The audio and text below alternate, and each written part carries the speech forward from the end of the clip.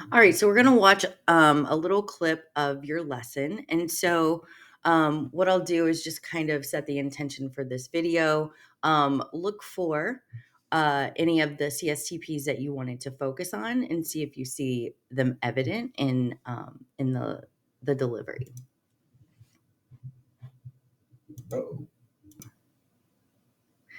Okay, so we're going to watch this clip of your lesson, and you can tell me what you see.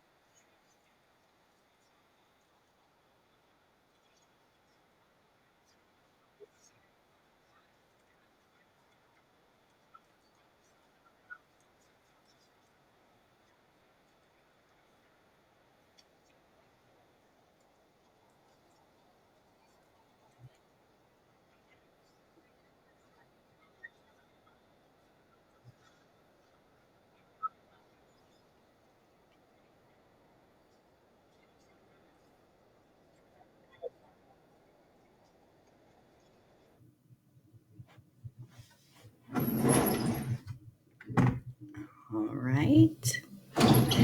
Okay. All right. So after watching the video, what do you see with the CSTPs that you wanted to focus? Do you see that you hit them? Do you see that you do you like what do you see with regard to your teacher moves and student behavior or um, reception? I think I hit 1.2. I think I hit that all the time. The funds of Hmm. knowledge, making sure that it's relevant and that it, applies to the things that they see in their lives. Um, I couldn't really make out what I was saying too much, but I know my interactions with the students. So I think I try to hit 2.1 as much as possible, building that caring community. Hmm. Um, even just the interactions I have with Gigi or, the student that was speaking. So I don't know. I think I built to that as much as I can, no matter what I'm doing. So I always try to make them feel like, there's no dumb questions. We're all working in this together. Um, making the assignments as not easy, what would be another word, as approachable as Hmm. possible. So yeah, I think 2.1 and 1.2 I could see there, but I haven't seen 4.5 yet. I haven't seen adapting the instructional plan. All right, fantastic.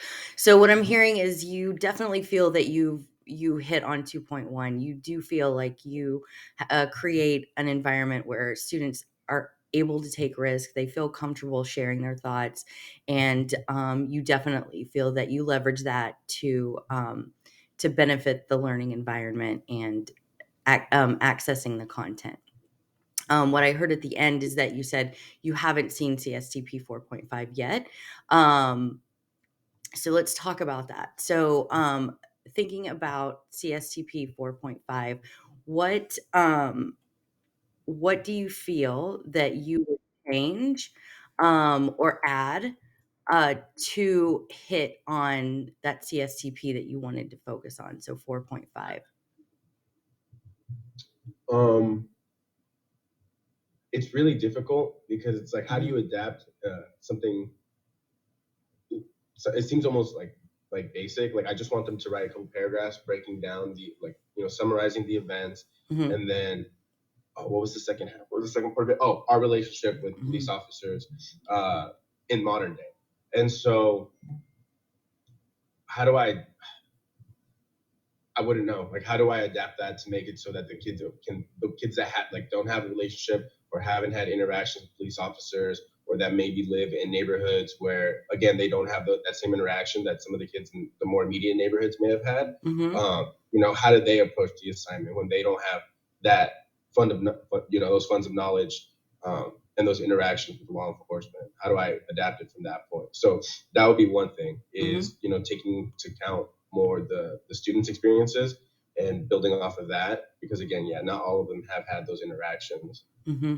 So what I'm hearing is that you feel like there's a disconnect between students that have had the experience and haven't, and then how to bridge that together. Mhm. Have you thought of maybe having the students that have had that experience share with the students that haven't? So Mhm. how might you leverage the fact that you have those assets in the classroom, and then you have folks that haven't quite experienced that, thinking about how you use that asset to kind of reinforce and educate Mhm. those students that haven't exactly had that experience. So um, for example, how might you use small group instruction or a station rotation or just a simple routine that would allow students with that experience to share with the students that haven't, and bringing that voice forward? So thinking about how you might do that. Yeah. So as soon as you started saying that, I started thinking like, just pair shares, Mhm. pairing them up, with purpose and putting them in the back, maybe like having them interview each other, as opposed to me just giving them the prompt Mhm. and just having a discussion post. They can have, an informal interview with each other and ask each other their experiences based off of that. So yeah, as soon as you told me that, I was like, that would actually be a really good idea. Just having them share with each other. Yeah, I agree. I agree. It's always powerful when you hear from the collective. And it's really, I find myself too, it's like, oh yeah, they can talk about Mm-hmm. it. Definitely. Fantastic. Okay, so rounding it out here, a couple of next steps, right?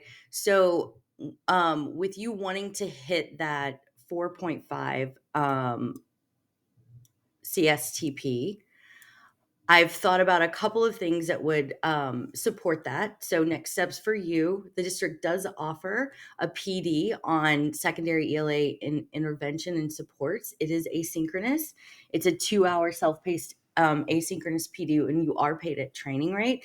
So, this PD would offer some of those teacher moves of setting up, as you had mentioned, some interviews or pair shares and things of that nature. So, it gives you some of those strategies. And then there are also technical books and websites that offer strategies for you to hit 4.5 as well. So there's the Catlin Tucker blog, and she talks about setting up small group instruction, station rotation, and then also Read to Learn. There are tangible station rotation ideas for language arts there as well. Does that sound like something you might be interested in for next steps to help you build proficiency in 4.5? Yeah, of course. Great, great. All right. And then lastly, so feedback for me. Did you like going through this process? How have I helped you during this process? And then what feedback might you have for me? I mean, I think this is all pretty self-explanatory. Of course, I love going through the process. I love seeing you, and I love getting your feedback and any tips you have. I feel like we bounce off each other very well. Mhm. And even the kids when they left, um, they were like, "Oh my gosh, she was so cool. I can see like why you guys are so close, and like I can see where you got like all the things that she taught you. Like they could see the influence right off the bat. So of course, I love the coaching process. I wish you could be here every day. Um, and then how have I helped through this process? You're the whole reason I'm here. Thank you. Like we could talk about that all day. Like, Yeah. I and then appreciate that. with feedback, I don't know. I hope you feel better. I know, you too. I can't believe we're both under the weather at the same time. It's just like the teacher life at the end of like you said, at the end of the year, your body's just like, yep, everything you're ignoring, here it is. Yeah, pretty much. Exactly. Well, thank you so much for being a part of this. You've been an integral part of this. And I really hope that the next steps and the feedback that I've given you help your practice. I know it will. I really appreciate you taking direction and accepting Of feedback and being open to it all. So thank you very course. much.